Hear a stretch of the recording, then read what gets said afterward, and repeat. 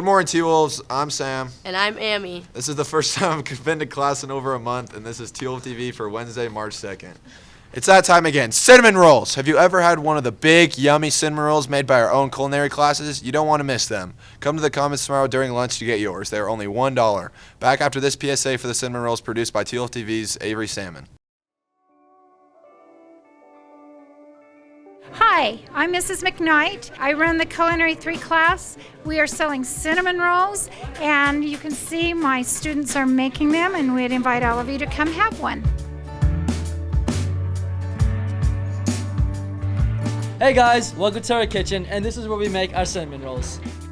We'll be selling them the first Thursday or Friday of every month. And they'll be in the foyer for only $1 each. Bring your money, it's at lunch. Heyo! Yeah.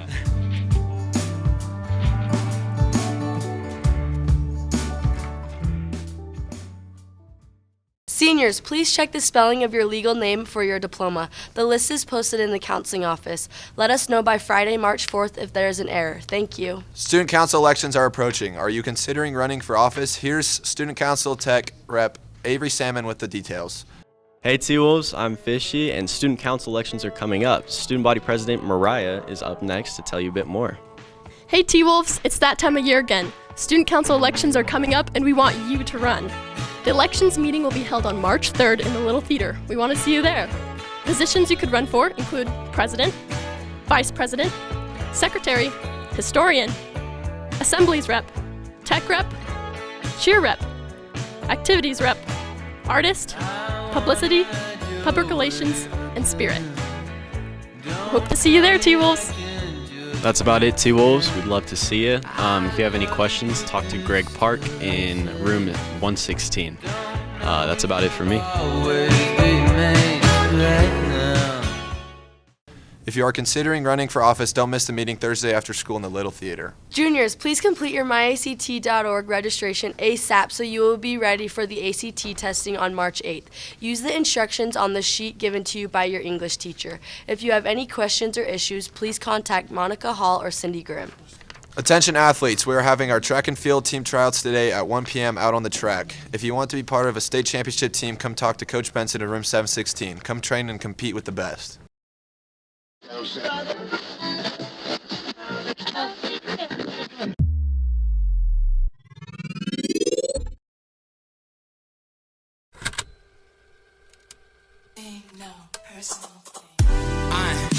that?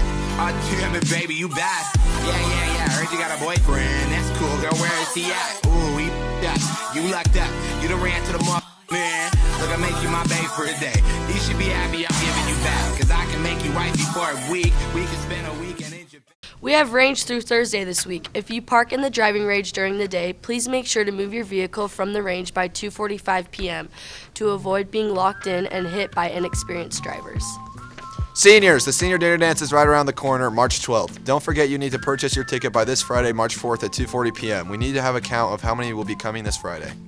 Up next, the Sources of Strength video for the week. For T-Wolf TV, I'm Amy. And I'm Sam. And remember, T-Wolves, we love you all. You said, I've been holding back tears while you're throwing back beers on the morning bed. You know why I'm afraid of. Hey guys, it's March, National Mental Health Month. Here are 5 ways to improve your mental health. Reaching out to others can improve your self-worth and sense of belonging with others. Being physically active makes you happier. Just like when you're feeling down, just take a walk, and after the walk's over, you will be happy. Learning new skills will boost your self-confidence. Buckets. Are you kidding me? It's so freaking close. Buckets.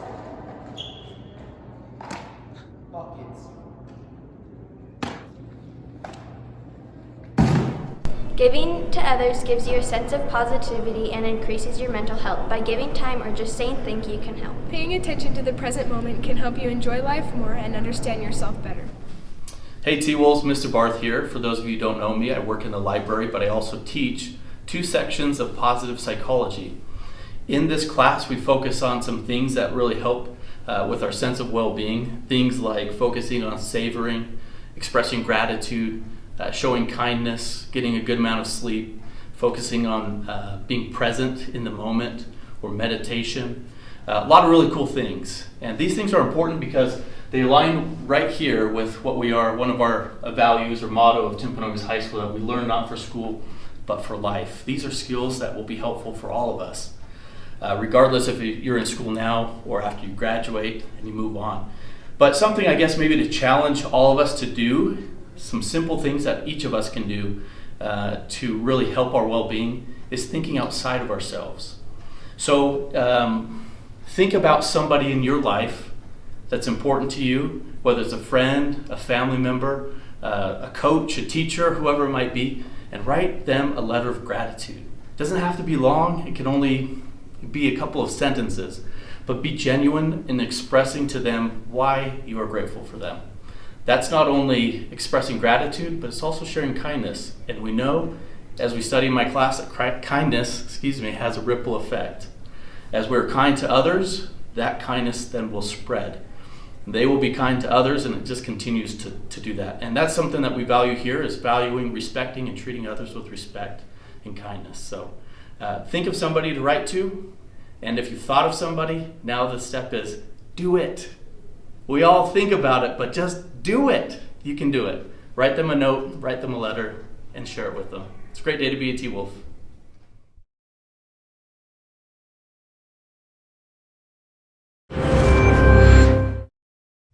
When I was 7 years old and my sister was just 5 years old, we were playing on top of a bunk bed.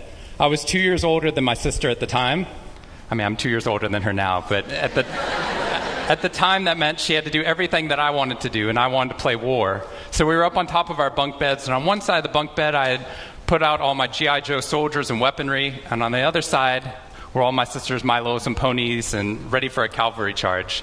There are differing accounts of what actually happened that afternoon, but since my sister is not here with us today, let me tell you the true story. Which is, my sister is a little bit on the clumsy side, and somehow, without any help or push from her older brother at all, suddenly Amy disappeared off of the top of the bunk bed and landed with this crash on the floor. And I nervously peered over the side of the bed to see what had befallen my fallen sister, and saw that she had landed painfully on her hands and knees on all fours on the ground. I was nervous because my parents had charged me with making sure that my sister and I played as safely and as quietly as possible. And seeing as how I had accidentally broken Amy's arm just 1 week before,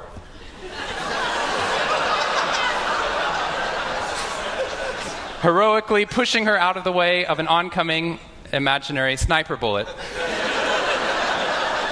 for which I have yet to be thanked. I was trying as hard as I could. She didn't even see it coming. I was trying as hard as I could to be on my best behavior, and I saw my sister's face this wail of pain and suffering and surprise, threatening to erupt from her mouth and threatening to wake my parents from the long winter's nap for which they had settled. So I did the only thing my little frantic 7-year-old brain could think to do to avert this tragedy. If you have children, you've seen this hundreds of times before. I said, Amy, wait, don't cry, don't cry. Did you see how you landed? No human lands on all fours like that. Amy, I think this means you're a unicorn. Now that was cheating, because there's nothing in the world my sister would want more than not to be Amy the hurt 5-year-old little sister, but Amy the special unicorn. Of course, this was an option that was open to her brain at no point in the past, and you could see on my poor, manipulated sister's face conflict, as her little brain attempted to devote resources to feeling the pain and suffering surprise she just experienced, or contemplating her newfound identity as a unicorn. And the latter won out. Instead of crying, instead of ceasing our play, instead of waking my parents with all the negative consequences that would have ensued for me, instead, a smile spread across her face, and she scrambled right back up onto the bunk bed with all the grace of a baby unicorn. With one broken leg.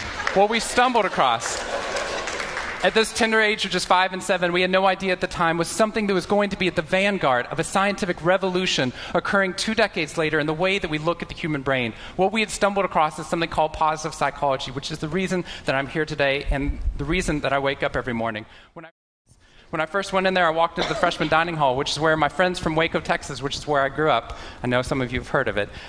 When they come to visit me, they look around, they say, this freshman dining hall looks like something out of Hogwarts from the movie Harry Potter, which it does. This is Hogwarts from the movie Harry Potter, and that's Harvard. And when they see this, they say, Sean, why do you waste your time studying happiness at Harvard? Seriously, what does a Harvard student possibly have to be unhappy about?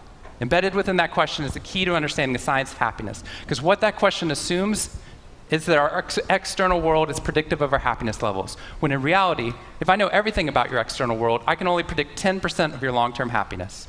90% of your long-term happiness is predicted not by the external world, but by the way your brain processes the world. And if we change it, then their brain experiences what we now call a happiness advantage, which is your brain at positive performs significantly better than it does at negative, neutral, or stressed. Your intelligence rises, your creativity rises, your energy levels rise. In fact, what we found is that every single business outcome improves. Your brain at positive is 31% more productive than your brain at negative, neutral, or stressed. You're 37% better at sales. Doctors are 19% faster, more accurate at coming up with the correct diagnosis when positive instead of negative, neutral, or stressed, which means we can reverse the formula. If we can find a way of becoming positive in the present, then our brains work even more successfully as we're able to work harder, faster, and more intelligently. What we need to be able to do is to reverse this formula so we can start to see what our brains are actually capable of. Because dopamine, which floods into your system when you're positive, has two functions. Not only does it make you happier, it turns on all the learning centers in your brain, allowing you to adapt to the world in a different way. We've found that there are ways you can train your brain to be able to become more positive. In just a 2-minute span of time, done for 21 days in a row, we can actually rewire your brain, allowing your brain to actually work more optimistically and more successfully.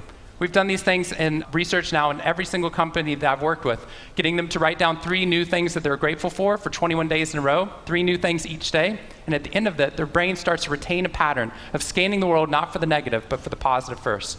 Journaling about one positive experience you've had over the past 24 hours allows your brain to relive it. Exercise teaches your brain that your behavior matters. We find that meditation allows your brain to get over the cultural ADHD that we've been creating by trying to do multiple tasks at once, and allows our brains to focus on the task at hand. And finally, random acts of kindness or conscious acts of kindness. We get people, when they open up their inbox, to write one positive email praising or thanking somebody in their social support network. And by doing these activities and by training your brain, just like we train our bodies, what we found is we can reverse the formula for happiness and success, and in doing so, not only create ripples of positivity, but create a real revolution. Thank you very much.